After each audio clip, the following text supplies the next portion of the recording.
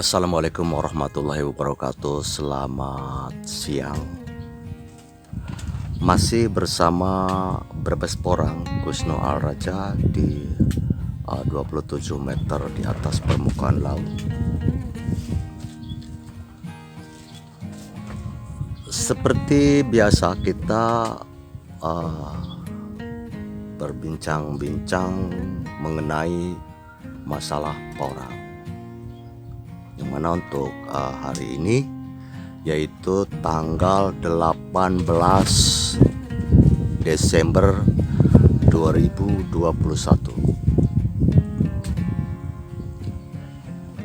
Sambil ngopi ya, biasa sambil ngopi Indo Cafe, kita ngobrol santai ya, santai. Ini kondisi baru 3 hari setelah pasca penyemprotan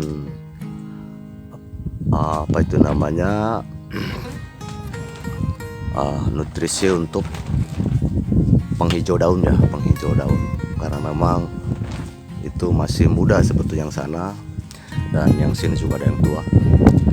Dan untuk hari ini kita akan memperbincangkan atau memaparkan masalah pupuk ya, pupuk. Karena untuk mendapatkan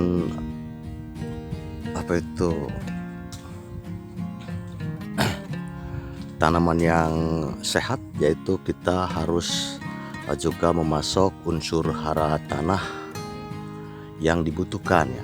Dan pada dasarnya memang unsur hara tanah makro dan mikro tersebut sudah ada dalam tanah bawaan ya. Jadi sudah ada dalam alam secara natural ya. Akan tetapi ketika tanah tersebut kita gunakan tahun demi tahun, kemudian istilahnya kita hanya memasok sebagian pupuk, yaitu makronya saja, maka untuk mikronya sudah jelas mungkin terlupakan. Padahal dalam penggunaan setiap waktu, tahun demi tahun, persediaan yang ada dalam tanah tersebut menipis. Kemudian kita harus paham ya, jadi unsur makro dan mikro tersebut harus benar-benar ada dalam lahan kita ya, tanah lahan kita. Jadi karena unsur makro dan mikro itu adalah untuk mereka bisa tumbuh dengan sehat, karena keseimbangan tersebut terjaga. Jadi contoh gini, makro itu adalah pupuk yang sangat dibutuhkan sekali, yaitu secara besar-besaran, yaitu diantaranya N, V, K, sulfur, kemudian magnesium ya, magnesium. Nah kemudian dan juga Ca. Nah kemudian untuk mikronya yaitu ada Zn, ada Co, ada Cu, ada Mo, ada boron dan sebagainya. Itu harus ada. Karena apa? Untuk pertumbuhan itu, yaitu untuk istilahnya pembangunan fisik tanaman seperti batang, daun, itu adalah unsur makro, itu sangat dibutuhkan. Akan tetapi untuk keseimbangan pertumbuhannya, yaitu harus juga disertai dengan faktor unsur mikro. Jadi seperti seng, kemudian atau besi ya, besi, kemudian tembaga dan sebagainya, itu harus ada. Walaupun mikro itu adalah sangat kecil dibutuhkan oleh tanaman, tetapi harus ada. Jadi gini ya, kita contohkan dalam sebuah mobil. ketika dalam satu unit mobil tersebut ada setir, ada rem, ada gas, ada roda, ada jok dan sebagainya yang terkait dalam istilahnya unit mobil tersebut, itu harus ada. Ketika salah satu tidak ada, maka keseimbangan mobil itu tidak akan terjaga. Ya contohnya kalau tidak ada setir gimana? Kalau tidak ada rem gimana?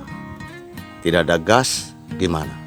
Salah satunya tidak ada aja, itu akan tidak bisa berjalan dengan baik. Nah, seperti itu juga untuk pupuk makro dan mikro dalam tumbuhan. Jadi harus ada makanan untuk mengangkutnya, harus ada, ya kan? Ada sinar matahari, proses fotosintesis itu harus dibarengi dengan unsur-unsur yang lain, tidak hanya dengan istilahnya unsur K atau N atau P, seperti itu. Baiklah, kita akan perlihatkan beberapa tanaman di depan kita ini ya, yaitu kita akan coba ulas ataupun menerangkan sedikit pengetahuan dari kita sebagai petani, pelaku ya, bukan dari PPL ya, bukan, ini kita dari kita sendiri. Mudah-mudahan ada bisa dipahami ya. Jadi mungkin tidak akan begitu detail, hanya kita globalnya saja, garis besarnya, karena kalau memang kita secara detail berarti nanti durasinya tuh mungkin sampai 2 jam ya. Oke. Sudah kita lihat tanaman yang ada saja, yang di lahan sudah biarkan di lahan ya.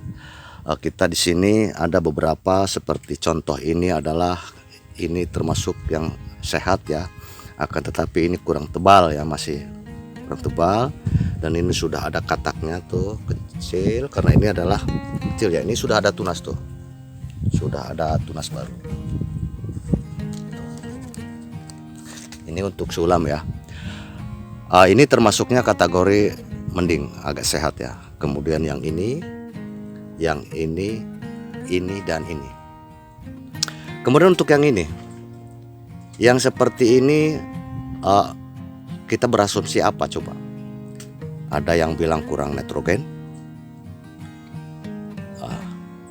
ada yang bilang kurang kalsium.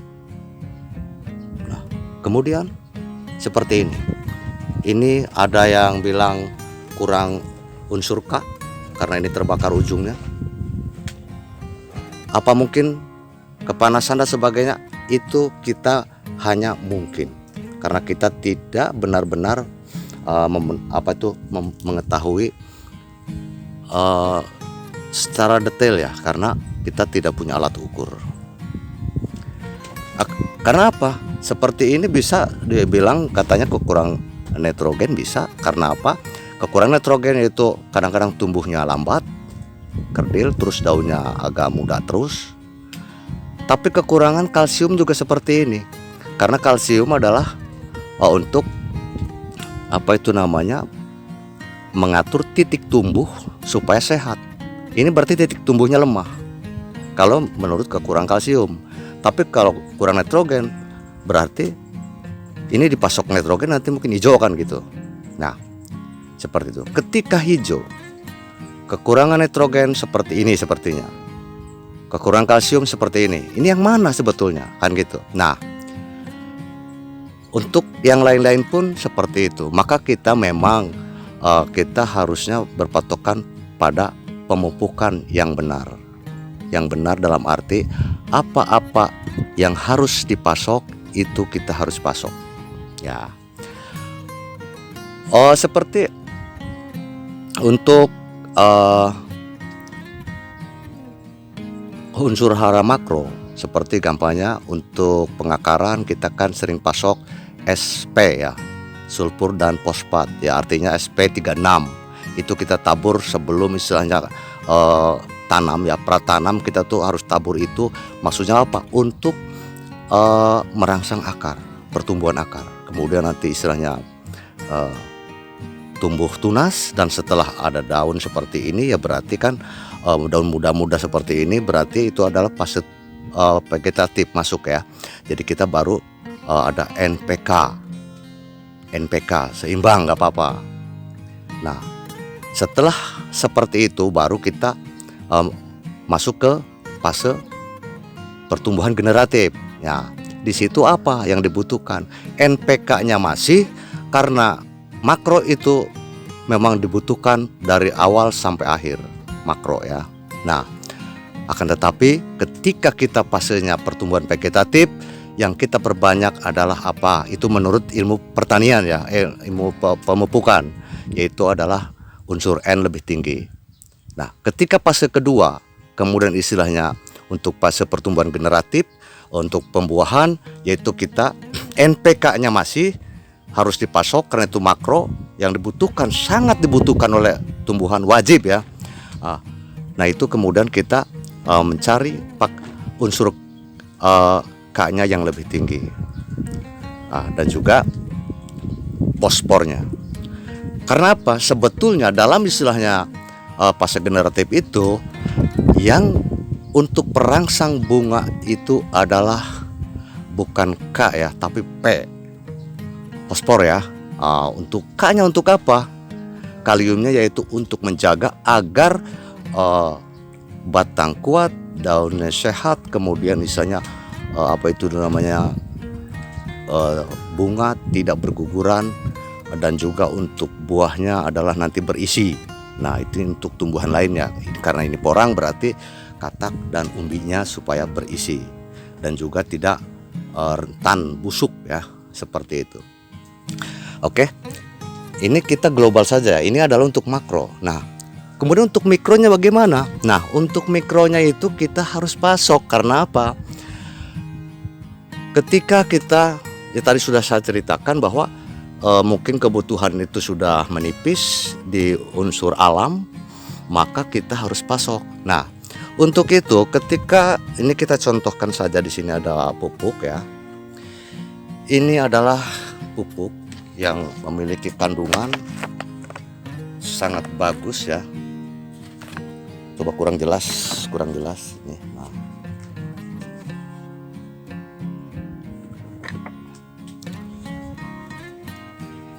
Di sini ada nitrogen, fosfor, kalium, Zn, boron, magnesium, sulfur, Fe, Mn, Co dan banyak lagi nih, Cu, Cl, banyak ya, banyak tuh.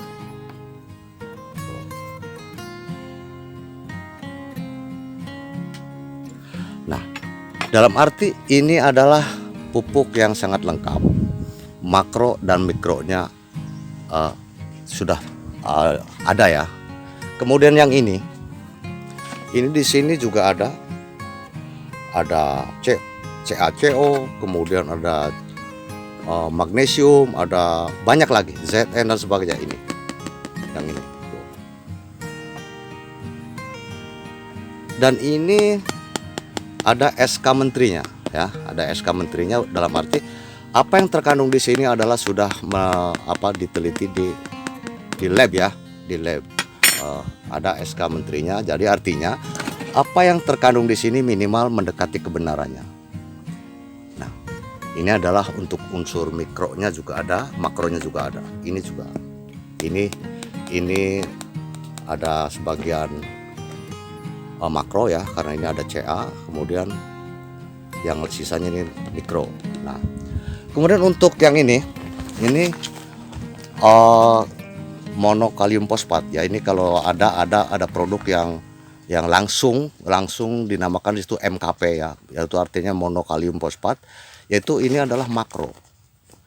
Akan tetapi karena di sini kandungannya unsur haranya yaitu 52% fosfor ya, fosfat nih, fosfat lah.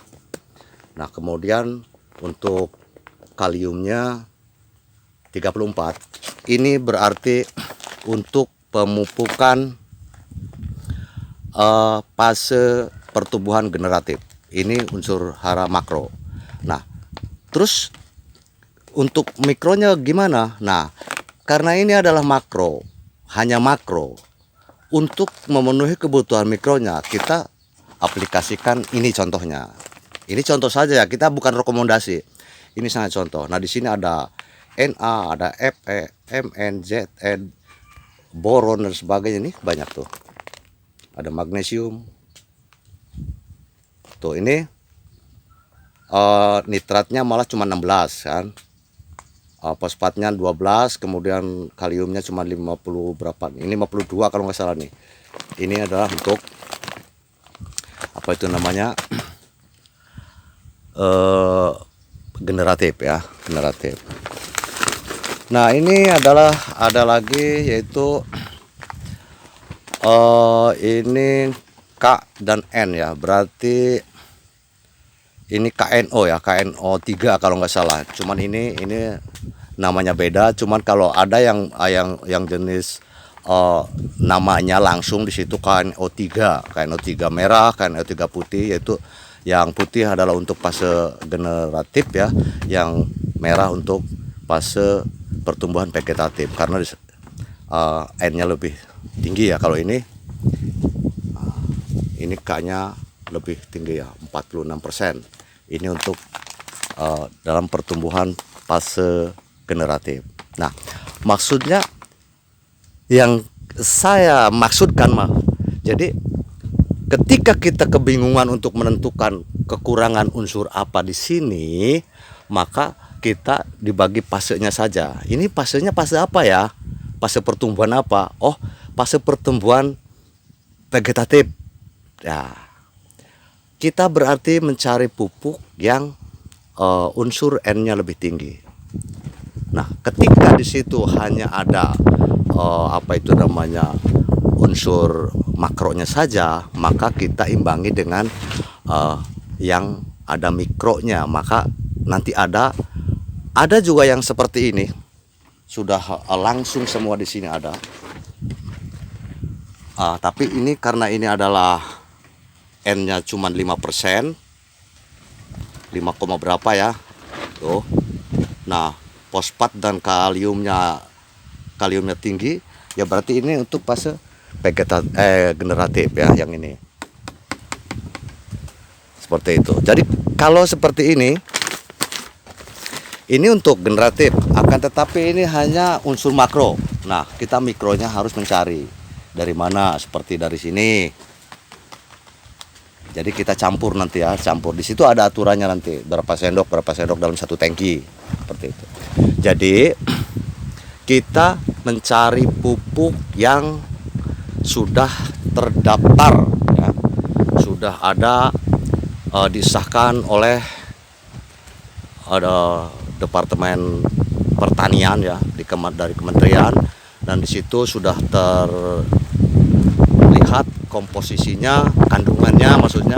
Jadi itulah nanti yang kita pilih. Oh, ini ada kandungan ini, kita butuhnya apa, kita tinggal beli. Nah gitu. Kenapa dengan POC yang bikinan sendiri bisa? Kita bisa, akan tetapi untuk unsur hara yang terkandungnya kita masih ngawur. Karena apa? Kita butuhnya K, adanya N, kita butuhnya P, adanya yang lain kan gitu.